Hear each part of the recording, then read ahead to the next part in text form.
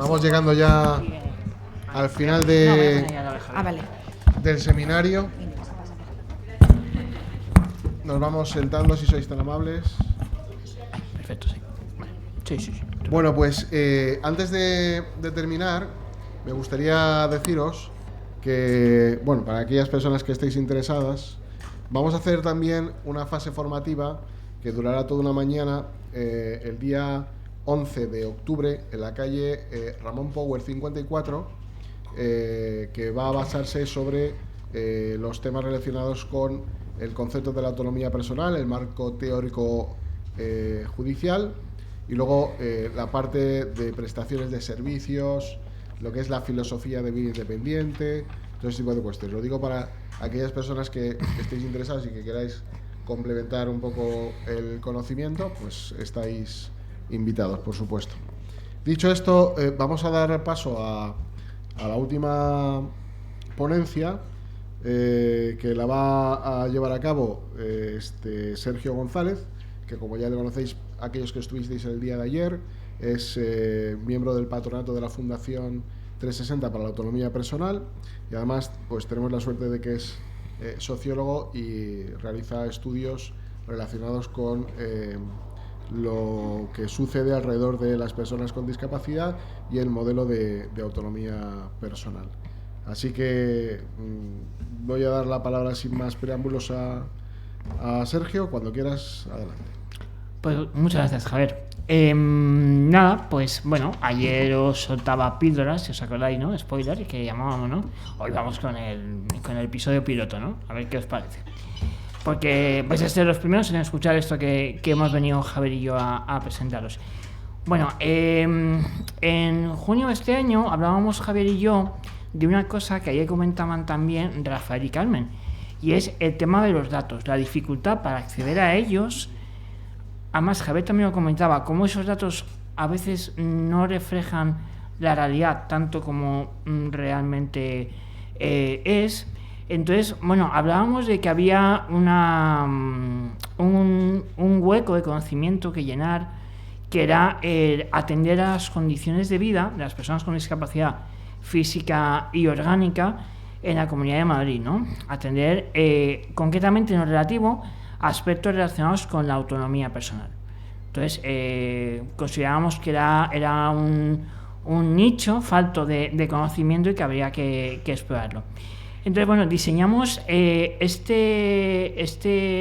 primer diagnóstico, como os pongo ahí, sobre las condiciones de vida de las personas con discapacidad física y orgánica en la Comunidad de Madrid, que hemos denominado AuperMatch, en este caso la versión de 2024.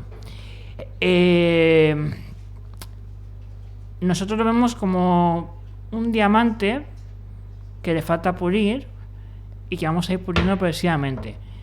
La idea con este estudio es sentar las bases de algo que la gente que trabajamos con datos muchas veces echamos en falta, que es la longitudinalidad. Hoy se hace un estudio y hoy hacemos una fotografía, ¿no?, de cuál es la situación. En mayor o menor medida refleja la realidad, ¿no? Pero ¿qué sucede? Que cuando queremos analizar cómo cambian esas condiciones de vida, no podemos saberlo. Porque ese estudio que se hizo en su día, las condiciones de vida cambian. Todo cambia en el día a día. Entonces, es importante poder tener datos y experiencias de vida que se puedan analizar de forma longitudinal en el tiempo. Entonces, con este estudio queremos sentar las bases de ello.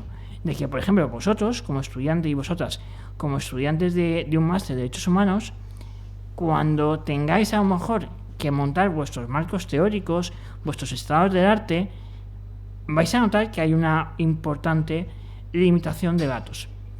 Entonces, bueno, queremos que este estudio arroje luz sobre ello y se pueda trabajar de mejor manera sobre cuáles son las necesidades de las personas con discapacidad física o orgánica aquí en Madrid. En cuanto a las características del estudio, como os ponemos ahí, el objetivo general es evaluar las necesidades de las personas y su entorno en materia de autonomía personal. Y como unos objetivos específicos que consideramos muy importante es ver el impacto que tienen las políticas sociales sobre el día a día de las personas con discapacidad física. Hay que ver si esas políticas sociales que se ponen en marcha realmente responden a las demandas o no. Y si responden, ¿en qué medida lo están haciendo? El estudio se va a centrar en la Comunidad de Madrid. Es un estudio con una duración de 7 meses que va a abarcar desde junio hasta diciembre de este año. En cuanto a aspectos metodológicos, bueno, este estudio se vertebra sobre 2 patas importantes, una cualitativa y una cuantitativa. Hoy os vamos a presentar los resultados preliminares de la fase cualitativa. Es una fase cualitativa que pongo ahí el adjetivo de exploratoria. La idea que tenemos es realizar un primer acercamiento a la vida de las personas con discapacidad física orgánica en cuanto a autonomía personal. Queremos hacer una primera aproximación, ¿vale? Ahora vamos a contar para qué es esa primera aproximación. Bueno, para ello hemos hecho 3 grupos de discusión online o 3 focus group online. El tema online, me sale aquí un poco la vena metodólogo, pero claro, hay muchos debates sobre qué limitaciones tiene o qué beneficios. Nosotros, cuando analizamos una realidad, tenemos que tener en cuenta qué estamos analizando. Y nuestras técnicas de investigación tienen que amoldarse a esa realidad, y no al revés. Hablar de personas con discapacidad física orgánica es hablar de problemas de movilidad, es hablar de falta de apoyos que impiden esa movilidad. Entonces, el ámbito online ayuda mucho a realizar ese acercamiento. Bueno, atendemos que las experiencias de vida varían mucho en función de la edad de la persona. Obviamente las necesidades de una persona de 18 años son muy diferentes a las de una persona de 60 años, ¿no? Entonces, hemos hecho 3 grupos de discusión. Como os pongo ahí, ha habido 15 participantes en total. Y las dimensiones analizadas han sido, pues, en primer lugar, cómo es su vida personal, sus relaciones sociales y familiares y qué dificultades se encuentran en su día a día. De ahí hemos avanzado hacia aspectos relacionados con la propia autonomía personal y la accesibilidad. Hemos estrechado un poquito más el cuello de botella y hemos focalizado el discurso sobre la asistencia personal. Acordaos, asistencia personal como herramienta para la vida independiente. Y, por último lugar, nos hemos centrado en eso precisamente, en la vida independiente. Esta fase cualitativa está siendo el germen de la fase cuantitativa que se va a desarrollar entre octubre y noviembre. Nuestra idea ambiciosa, por qué no decirlo, pero así creemos que debemos asumir esa responsabilidad, es tener una encuesta representativa de todas las personas con discapacidad física orgánica de la Comunidad de Madrid. De forma que saquemos una muestra, obviamente, y esa muestra sea un indicativo de cuáles son las necesidades de toda la población. Es un reto importante, pero es un reto que creemos necesario abordar. ¿Qué dimensiones vamos a analizar en esa encuesta? Pues mira, os las dejamos ahí. Esas necesidades personales, ese acceso a servicios de asistencia personal, el impacto en la calidad de vida que tiene la asistencia personal, los recursos económicos de los que se disponen para poder tener asistencia personal, qué barreras legales y normativas se encuentran, cómo es ese apoyo familiar y social. Y, en último lugar, también nos vamos a centrar en esos procesos formativos y capacitación de asistentes personales, cómo inciden en la vida de los propios usuarios. Bueno, vamos ya hemos hablado de los créditos, la cabecera del capítulo, vamos a entrar ya a conocer a los personajes. En esta fase cualitativa, el primer tema que abordábamos era esa vida personal, las relaciones sociales y dificultades en el día a día. Nos encontramos vidas activas, especialmente jóvenes, pero fuertemente condicionadas con los apoyos y la accesibilidad. Fuertemente condicionadas es muy fuertemente condicionadas. Lo interesante es que nos encontramos con vidas activas de personas que trabajan, de personas que estudian y de personas que ni estudian ni trabajan. Pero son vidas activas que quieren ganar en una mayor actividad, quieren una mayor actividad. Claro, esa falta de apoyos es, que incide de forma transversal a toda la trayectoria vital.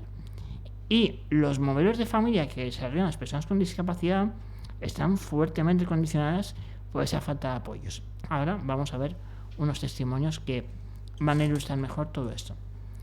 Las relaciones familiares, obviamente, se encuentran más cercanas entre la gente joven. La gente joven, como cualquier joven, vive con sus padres.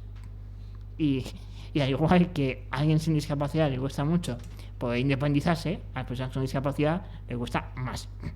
Pero en ese sentido, la experiencia en cuanto al entorno familiar es similar en cuanto a que hay relaciones muy cercanas. Os pongo relaciones sociales normales. ¿Veis que lo pongo entre comillas? Es muy interesante, porque en los discursos, sobre todo entre la gente joven, se habla, yo tengo una vida normal, tengo relaciones sociales normales. ¿Qué entendéis por normalidad? ¿Os sugiere algo?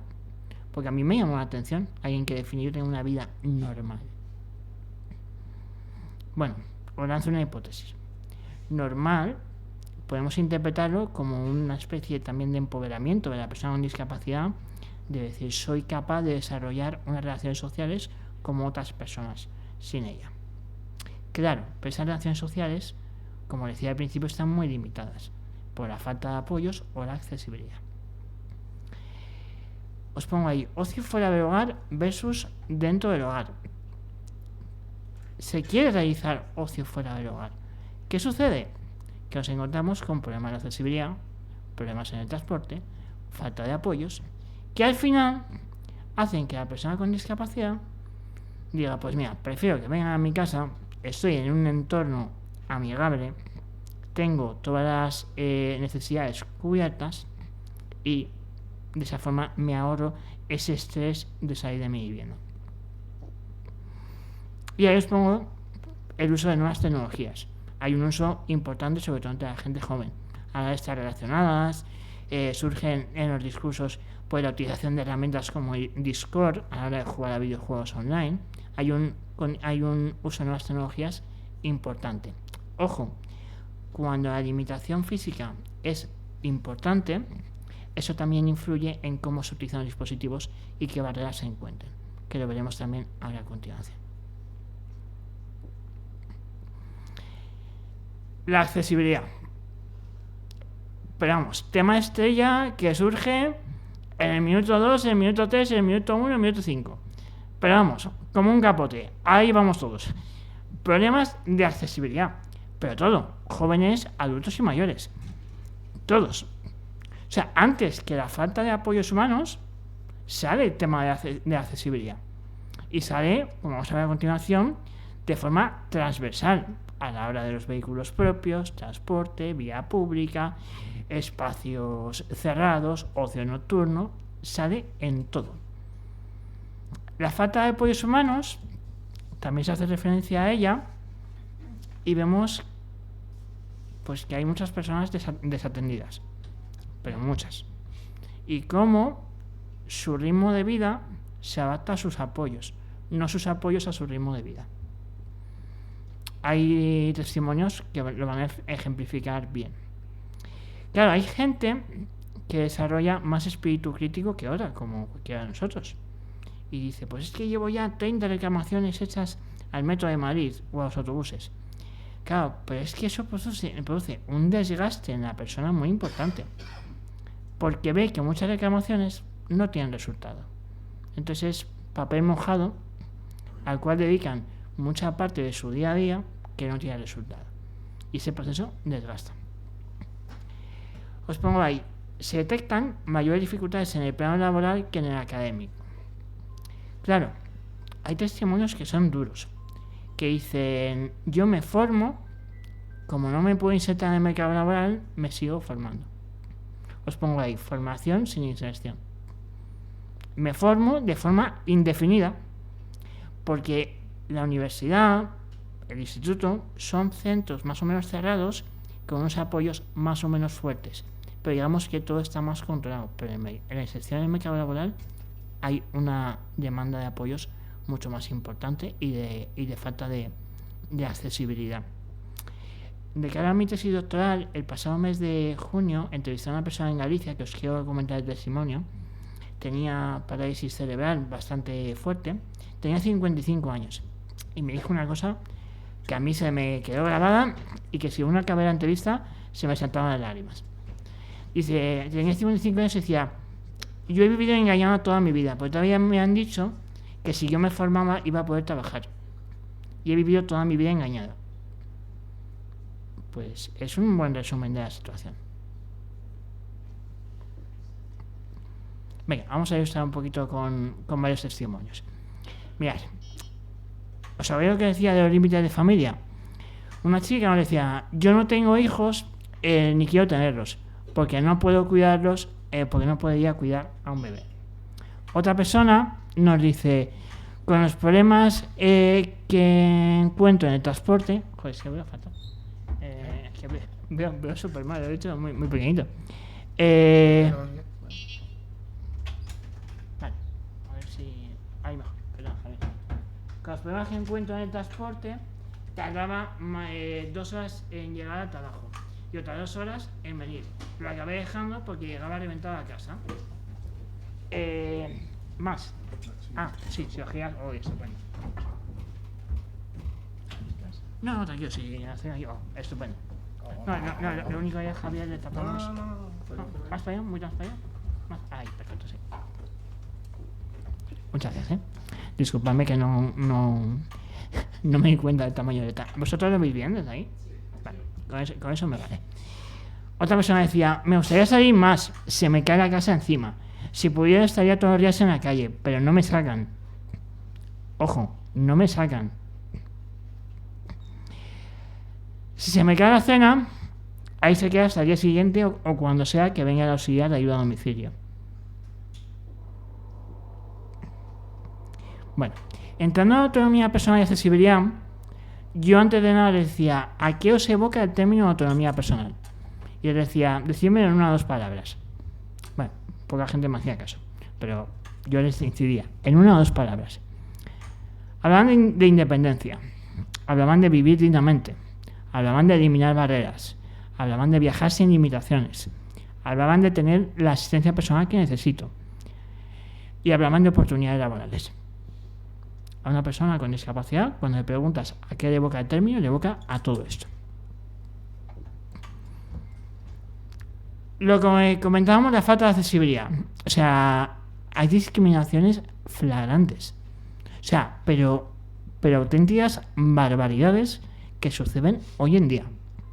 Y que las personas, pues así lo sienten que se sienten discriminadas por ello. Tiene que haber un control total sobre el entorno al que se quiera ir. Si se quiere ir a un restaurante, hay que llamar para ver si es accesible. Si le dicen que es accesible, hay que ver qué entiende el restaurante por accesibilidad. Importante. Hay que ver cómo llego hasta allí, quién me acompaña. Y si se estropea un metro, un autobús, hay que ver qué otras opciones tengo. Eso es un estrés increíble y un control absoluto sobre cada paso que damos. Claro, eso hace también que esas dificultades de accesibilidad hace que las personas con discapacidad, muchas de ellas, tengan que ir acompañadas. Y volvemos a la falta de apoyos que hay. Se encuentran dificultades en la vía pública. ¿Qué os voy a decir? Farolas en medio de las aceras, pasos de cera sin rebajar. No hace falta que os diga. Todos tenemos en la mente qué barreras encontramos en el día a día. En los transportes, pues nos hablan de rampas que no funcionan. Se ve como algo positivo que muchos autobuses hoy en día incorporan rampas manuales para cuando la rampa eléctrica no funciona. No sé si lo habéis visto o sabéis. Hace ya tiempo que se viene incorporando. Muchas veces ni siquiera el conductor sabe que hay una rampa manual en su autobús. Entonces, se habla de que hay una falta de capacitación y muchas veces de empatía del personal, que no atienden a la persona con discapacidad como necesita, no la ayudan a subir. Se comenta eso.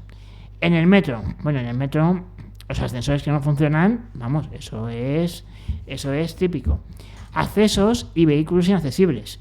O sea, desde que llego desde fuera a cómo paso el abono de transportes por el acceso, a cómo me introduzco en el metro, hay varias barreras progresivas.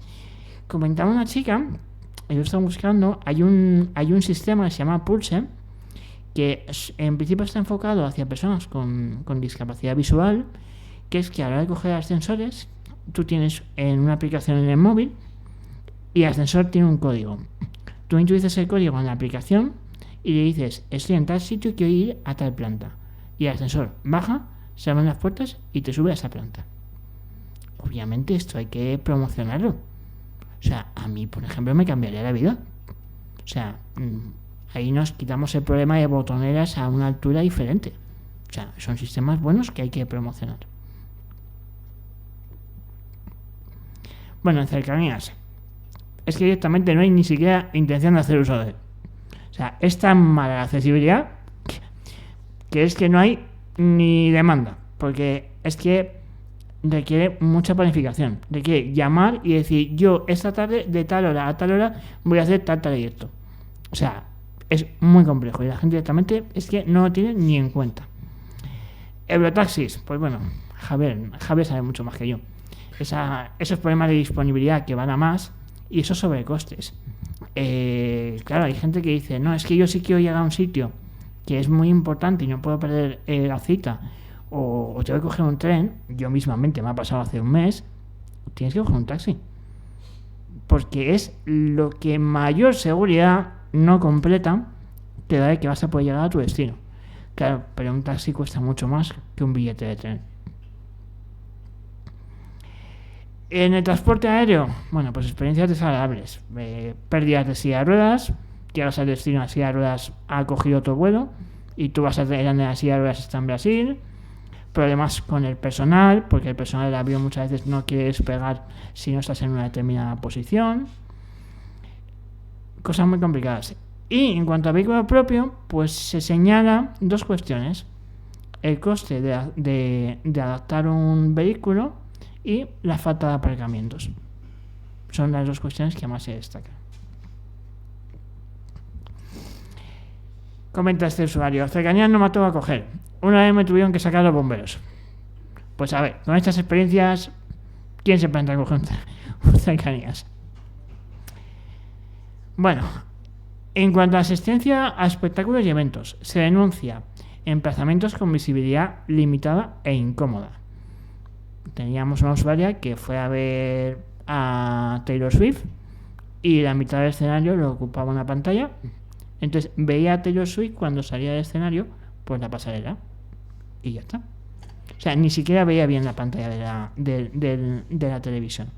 Otro usuario nos comentaba que este verano fue un festival y la plataforma de silla de ruedas se encontraba al sol con 40 grados. Pues obviamente no había nadie en la plataforma. Estaban todos en pista como podían. En el cine, pues la famosa primera fila que acabamos con el cuello reventado. Pues esas cuestiones. Y luego comentaban que muchas veces es muy complicado estar con acompañantes, porque van al cine y a lo mejor su localidad no está próxima a la de su acompañante. O van al teatro y sucede lo mismo. O van con más de un acompañante pero no se pueden poner juntos. Y los jóvenes iban a piña con el ocio nocturno. Y dice, mira, tenemos aquí un testimonio. Y dice, ¿a dónde voy a salir de fiesta si no tengo dónde ir al baño? Pues es que es así. Si de por sí muchas veces son, permíteme la expresión, tugurios pequeños, pues ya hablar de baños accesibles ya es una quimera. Claro, pues aquí encontramos otra limitación importante a ese ocio fuera de la vivienda. La accesibilidad tecnológica, como os comentaba, las dificultades aumentan cuando hay un mayor grado de limitación, hay pocas soluciones para solventarlas y de gran coste, y que hay un importante hándicap a la hora importante de jugar a videojuegos. O sea, había gente que decía, yo es que cuando juego a un videojuego acabo y me voy a la cama, estoy reventado. O sea, tengo que hacer tal esfuerzo físico para jugar que si aún me acabo me voy a la cama. Pues es que es una limitación también a ese ocio. Dentro de la accesibilidad del hogar, se comenta que hay mayores dificultades en el entorno de la propia comunidad donde se viva que en el propio hogar, que pues no deja de ser un entorno más seguro. Varias personas de diferente edad comentan que las mayores dificultades las encuentran en la cocina. Y claro, al hablar de domotización, pues es que todos dicen, es que tiene un coste muy elevado domotizar una una vivienda. Aparecen las soluciones económicas con altavoces inteligentes, ¿no? Tipo Alexa, Siri, Google. Pues un altavoz te cuesta 20, 30 euros, 40. Una bombilla Wi-Fi, 10. Un enchufe Wi-Fi, 10. Bueno, el desconocimiento es total y absoluto. Lo te he comentado esta mañana con el presidente, ¿no? Director de la PAM. Y con Javier, que pasó una cosa muy curiosa, es que, bueno, estuve explicando estas soluciones mínimamente en el grupo de discusión y me escribió unos días después una participante y me decía, oye, que salí tan encantado de tu grupo de información de dispositivos que quiero que en la PAM lo hagamos. Yo dije, vale, pero no era un grupo de eso, pero ya de alguna forma lo apañaremos. Pero vaya, hay muchas soluciones que el coste es bastante bajo, pero que como no se conocen, pues no se aplican. Y es importante también, al igual que ayer hablábamos de promover y difundir la figura de asistente personal, también ayuda mucho a la autonomía el tener acceso al conocimiento de que existen esos dispositivos.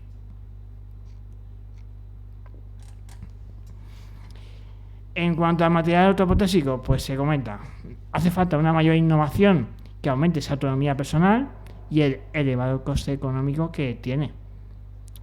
Seamos sinceros. Se habla de que haya ropa más accesible, que sea más fácil ponerla y quitarla, que daría una mayor autonomía. Y en cuanto a los apoyos humanos, se destacan que son claves para vivir de forma independiente.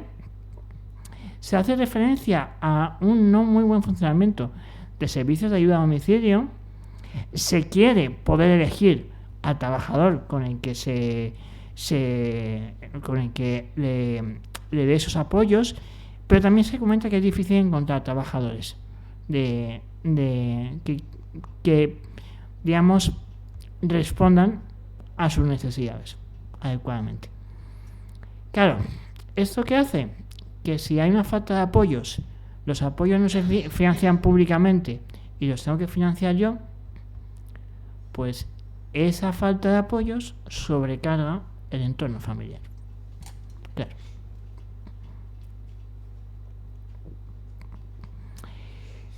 En cuanto a las prestaciones que perciben y demás, es muy desalentador. En torno al sistema de autonomía y atención a la dependencia, se dan situaciones que son incomprensibles. Obviamente, no lo veremos, asistencia personal, pues no se sabe mucho de ella, pero se dan situaciones como que una persona percibe la prestación económica por cuidados en el entorno familiar, la percibe su familiar, que puede ser su padre fallece y se la quitan. Vale, bueno, ha fallecido el familiar, pero esa persona sigue teniendo una demanda de apoyos. En vez de decirle, mira, esta prestación ya no puedes optar a ella porque no hay un familiar, tienes a tu disposición este abanico de servicios y prestaciones. No. Hay una persona que lleva 4 años valorada por dependencia sin prestación. Claro, esa importante falta de conocimiento sobre prestaciones y servicios es que no se sabe a dónde pueden acudir para informarse. Además, esa incompatibilidad de servicios y prestaciones acaba desorientando. En los discursos salen incongruencias de no, es que yo no puedo tal porque tengo tal cosa. O sea, informaciones. O sea, hay poca información y aquí hay encima distorsiona. O sea, pues ya es vamos. Y esa ausencia de apoyos, que eso, ¿cómo también revierte negativamente? Hay un menor conocimiento de qué derechos tengo y qué ayudas o prestaciones puedo optar a ellos. Una mayor ausencia de apoyos deriva en muchas situaciones que es un mayor estrés, una mayor dedicación a otras cuestiones que no son, por ejemplo, formarse más en esta materia. Entonces, se pide una necesidad de información clara y recurrente sobre este tipo de ayudas. Unos verbatim para ilustrar esto. Decía uno, necesitamos que los establecimientos públicos estén plenamente adaptados, porque nosotros no vamos donde queremos, sino donde nos dejan. Otra persona, el precio de las cosas accesibles que estamos hablando de unos precios para los que hay que ser millonario. Esto de ser cojo es un privilegio. Hay que ganar 5.000 euros al mes para tener una vida digna. Focalizándose en la asistencia personal, lo que decía, un desconocimiento total y absoluto. Excepción: gente que participa en proyectos que desarrolla fama y saben qué es la asistencia personal, y gente que conoce la oficina de vida independiente. Hay gente, claro, fruto de ese desconocimiento, conoce la oficina de vida independiente, pero como no puede entrar, no saben que pueden tener asistencia personal por fuera. O sea, es un desconocimiento total y absoluto. Las personas usuarias de asistencia personal, vemos que hay un patrón más o menos similar en cuanto a gestión de cómo gestionan sus asistentes personales. Tienen varios, cómo conjugan, cómo el hecho de tener asistencia personal facilita la rutina diaria, y además cómo ese apoyo va desde el apoyo más asistencial a tareas domésticas, desplazamientos o apoyos en el entorno laboral. Se pide, a ver si nos escucha el director general, se pide más inversión en asistencia personal y menor en residencias. Aún no es sobre Batín, ya lo está Javier, pero bueno, por si ayer no viene ayer, pues sacarlo. Una persona decía, me vendría bien tener un asistente personal para poder hacer mi vida separada de mis padres. Otra persona, la asistencia personal me permite vivir con dignidad. Si no, no me podrían levantar ni a cama y no tendría vida, estaría en la cama todo el día. Otra persona, la asistencia personal me facilitaría mucho la vida. Yo vivo con el estrés y ansiedad de que me pase algo y no se entere nadie. O sea, más allá de la falta de apoyos, ese estrés mental de ser consciente que tienes falta de apoyos.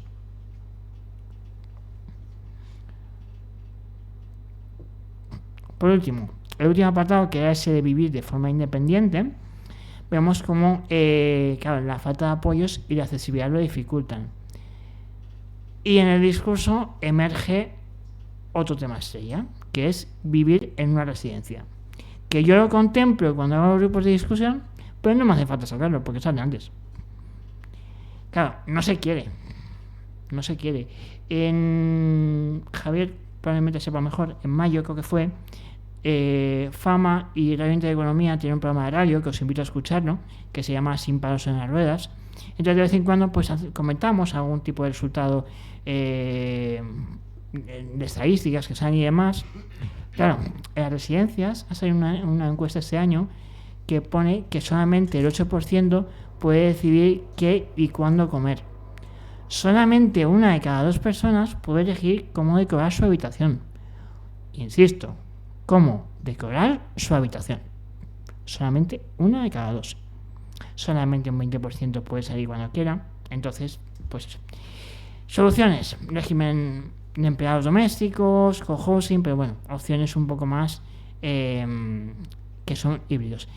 Nada, simplemente aquí hay gente que dice vivir en casa es vivir libre, la residencia es el último sitio a que pienso estar, se hará muerte en vida. Yo tengo amigos que viven en ese entorno y cuando les voy a visitar se me caen mal los pies. Otro, todos deberíamos vivir en estas casas, también las personas mayores. No tendríamos que ver esa necesidad de abandonar nuestras casas. Y eso es todo. Me invito a que sigáis un poco el camino de esta investigación. A ver si en diciembre o en enero ya tenemos los resultados del cuestionario de la encuesta, que yo creo que va a ser de mucha utilidad, pues para conocer la realidad real y para poder trabajar sobre ella. Y no, un placer.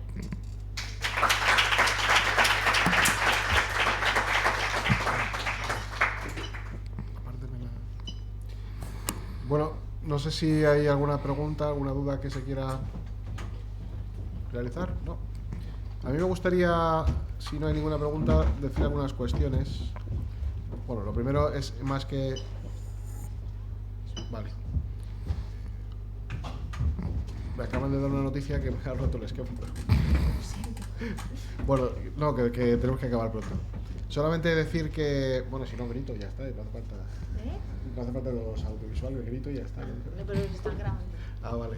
Bueno, no, solamente decir que evidentemente tener una discapacidad no es nada recomendable, ni mucho menos, como habéis podido observar de estos días para acá, ¿no? Pero bueno, quizás sí queremos acabar con una nota positiva, más allá de esto, es que primero, con este estudio, gracias al estudio, vamos a tener datos de una realidad que está muy oculta y que desde luego nos parece muy necesaria, ¿no? Decía ayer el profesor Rafael de Asís, la necesidad de tener datos. De alguna manera, vamos a ver si con esto lo podemos hacer. Es una realidad de la que no se va a escapar nadie, ni los que vivimos ahora una discapacidad, ni los que a futuro, por la edad, pues van a adquirir una discapacidad, tarde o temprano.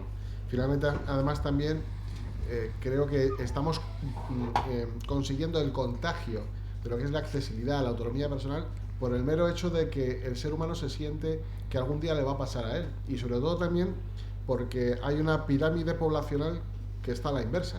Hay más personas mayores, menos natalidad y por tanto pues es como que nos ahoga un poco más el cuello, ¿no?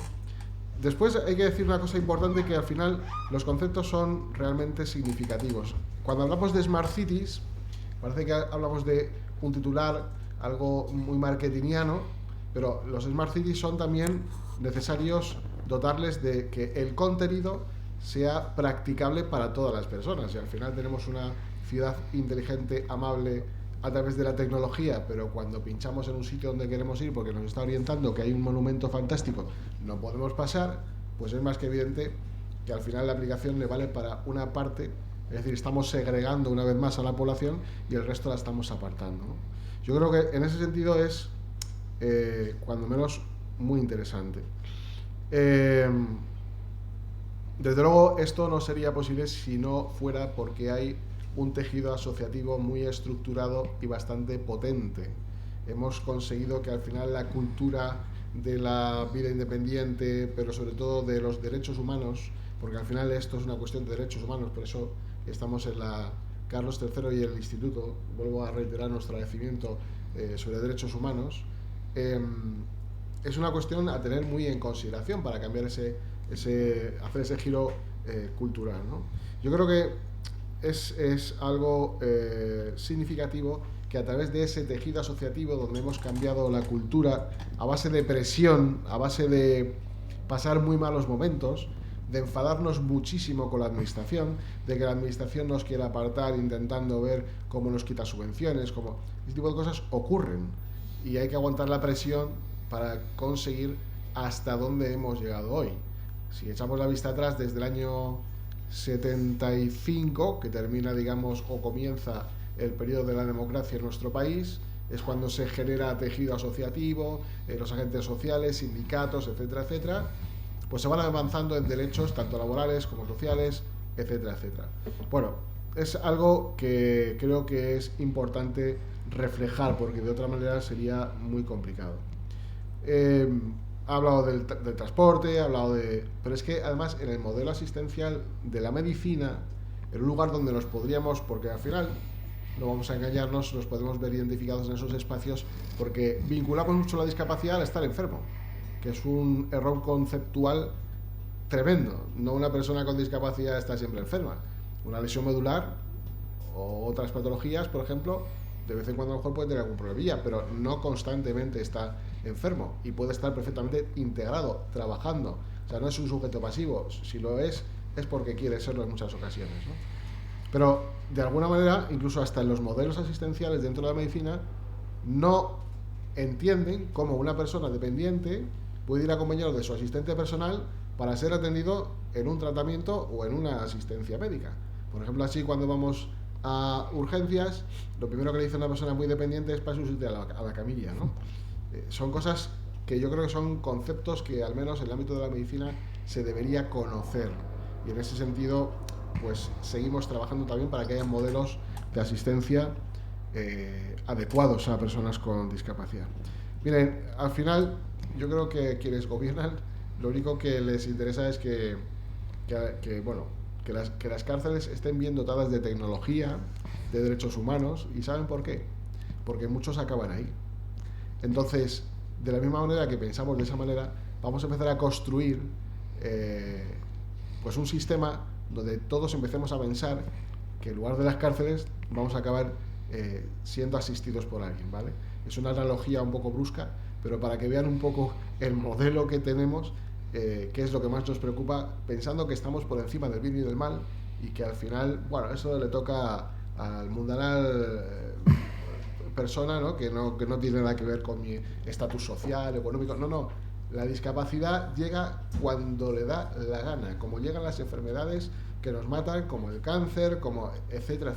Da igual el estatus social, económico, da igual. Entonces, en ese sentido, lo que sí que queremos es que se tome conciencia. Termino, Carmen, para no alargarme mucho más, y les invito a que, bueno, en esa formación que vamos a hacer, como decía, si quieren poder asistir, les pido, no nos gustaría perder el enlace con todos vosotros, con lo cual si queréis dejar alguno el correo electrónico para seguir conectados, sobre todo también incluso aquellos que sois de otras naciones, porque nos interesa mucho saber qué es lo que ocurre fuera. Si podemos colaborar, que podamos colaborar, nos encantaría, y les pido que se sigan contagiando de esto, que es algo que nos va a tocar a todos, y que desde luego bueno, pues que sigamos trabajando para que podamos hacer un futuro mejor para todas las personas. Así que, salvo que Sergio quiera decir algo, yo ahora ya le doy la palabra a Mari Carmen para que pueda clausurar también. Bueno, solo para clausurar, para que no nos corten la grabación, muchas gracias también al compañero de audiovisuales que nos ha estado acompañando, la compañera que estuvo ayer con nosotras y nosotros. Gracias a nuestro público cautivo, muchas gracias, ha sido un placer compartir este espacio de discusión entre iguales, ¿no? Siempre desde la tarima. Muchísimas gracias a los y las ponentes, y muchísimas gracias, Javier, por haber sido el artífice intelectual de todo esto. El año que viene más. Clausuramos. Gracias.